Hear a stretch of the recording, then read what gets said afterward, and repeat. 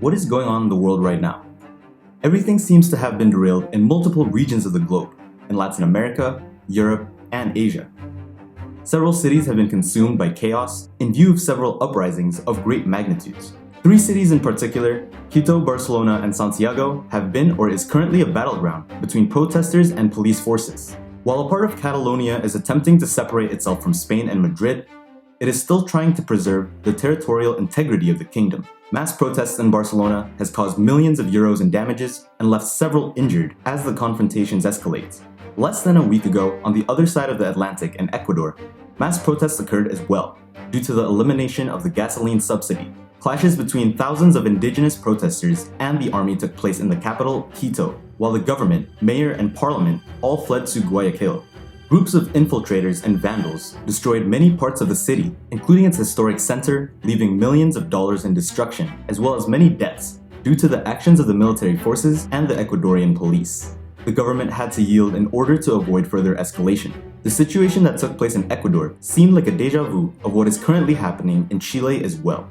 3 countries, 3 different realities, and 3 conflicts of great proportions are occurring all at the same time. Today, we will be analyzing and comparing these 3 events. Let's begin.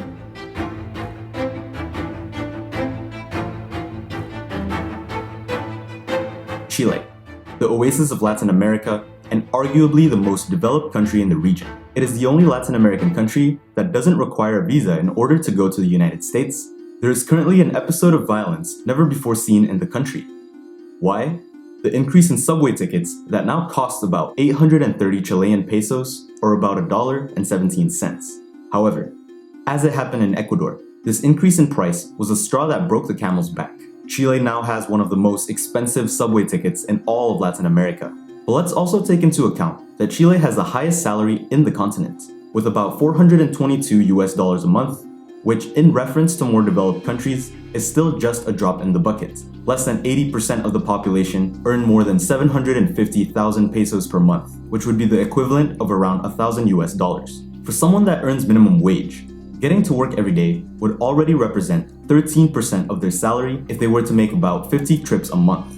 This proportion has already been changing over time, as you can see in this graph. So let's put this into perspective. Santiago is one of the great metropolises of Latin America, and its metro system includes more than 120 miles and more than 100 stations. In reference, Madrid's metro in the capital of Spain costs about $1.70, and now, the Santiago metro system is at around $1.20. The Madrid metro tickets cost only about 30% more than a ticket in Santiago. However, wages in Madrid are up to 60% higher than in Santiago. Between the 2 capitals, we find an interesting relationship. The cost of metro tickets is obviously more expensive, but the people in Madrid have far greater purchasing power compared to those living in Santiago. To illustrate this further, someone from Madrid finds it much cheaper to get around by metro in reference to the average salary of an individual than someone from Santiago. These statistics are made clear by several international sources. The truth is, the prices of the Santiago metro system had already been steadily increasing over the last 12 years, along with the increase in the minimum wage.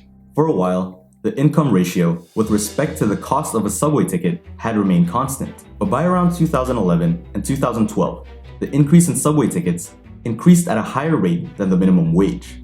Chile is one of the most expensive countries in Latin America. It has the 2nd highest index of cost of living in the region, just after Uruguay. But it is a lie that Santiago's prices are on par with European cities such as Madrid or Rome. In fact, the cost of living index of Santiago is 51.16, that of Madrid is 58, and that of Paris is 85. Chile, being the richest country in Latin America per capita, experiences elevated prices compared to the rest of Latin America.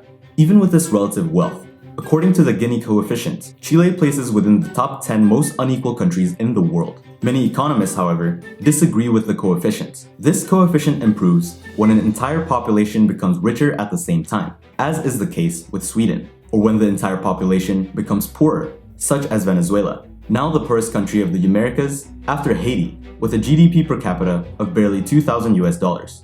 Santiago's streets look similar to those of Quito, destroyed with debris all over. The National Electric Company of Chile's headquarters was set aflame and subway stations were burned and destroyed, even with subway conductors still inside.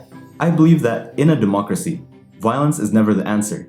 But it would be very different if we were facing regimes that do not mind risking everything to stay in power. Such is the case of Venezuela, Honduras, and China, where state repression is a reality. But the cases of Chile, Ecuador, and Spain is not like this. But even so, there is still an abundance of violence during these protests. Frankly, the Santiago Electric Company fire was not an act of protest. It was an attack, such as the case in Quito, where government buildings were burned and metro stations still under construction were set aflame. In Barcelona, some citizens tried to put out the fires on the streets, but ended up getting assaulted by protesters. There is a line between protests and acts of extremism. At the time of the creation of this video, the protests in Chile had resulted in at least 20 deaths, the majority of them caused by the fires and some by the actions of the army. At the end of the day, it will be the citizens of Chile, Ecuador, and Spain that will have to pay for the damage and destruction done in their cities. So now looking at Ecuador, a similar situation was taking place just last week in Quito, the capital city. 12 days of unemployment occurred following the elimination of the gas subsidy, which in the end, the government backed out from to prevent further destruction. Out of fear, the government fled to Guayaquil, Ecuador's second largest city. So while the city was being destroyed, the national authorities abandoned it. The city was severely damaged and the Ecuadorian economy lost about $2.5 billion during the 12 days of unemployment. This is also equivalent to 2 times the gasoline subsidy, or 3% of Ecuador's GDP. Although the elimination of the subsidy still left Ecuador as one of the countries with the cheapest gas prices, the Confederation of Indigenous Nationalities of Ecuador insisted and managed to force its objective to push back the government and gain political capital. Other political groups, such as that of former President Correa, wanted to call another election, a situation that would have caused more instability. The Ecuadorian state reacted too aggressively by abusing its forces, but at the same time, vandals disguised as protesters destroyed state institutions and tried to alter water supplies, electricity, and oil wells. The indigenous leader even justified the destruction of the floricultures that lined the road to Quito. The Ecuadorian government managed to reach a peace agreement with the movement from the Confederation by re-establishing the subsidy and making a new decree seeking to balance public finances, but it will not be easy.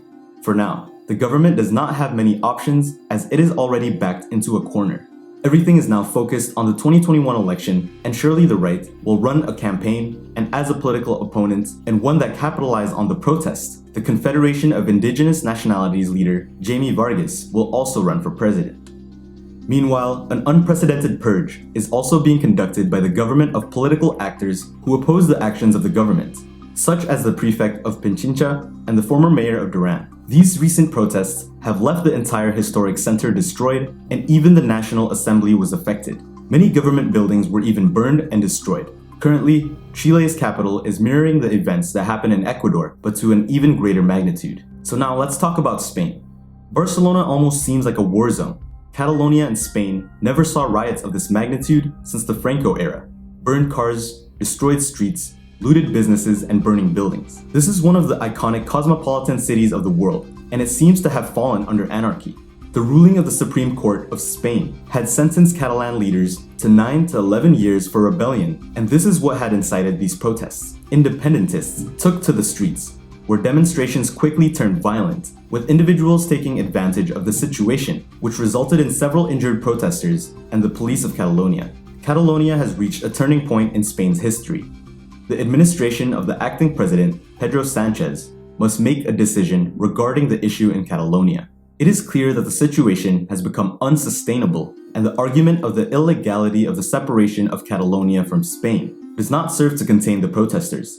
Although the Spanish constitution clearly specifies that Spain is indivisible, millions of Catalans seem determined to ignore the constitution, even with the president of Catalonia stating that they would have their own constitution by 2021. Each side argues their own points. The Catalan independentists back the self-determination of the people, and they disagree with the sentences of the Catalan leaders. Meanwhile, on Spain's side, they defend the constitution, the illegality of the past referendum, and the unity of the Spanish state.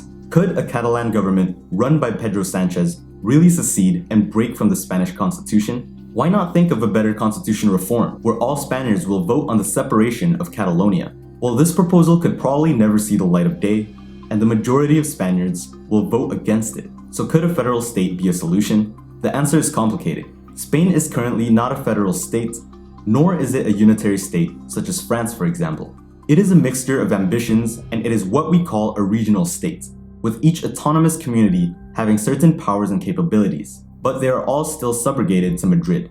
Perhaps the only solution in the short to medium term would be for the Spanish government to reform the constitution and yield to a referendum of Catalonia's independence, but with very clear conditions. That is, in case of independence, there will be no euro, no Schengen, and no European Union. The UK has been struggling with exiting the EU for the past 3 years, and they didn't even have to deal with constitutions or currency or even the Schengen area.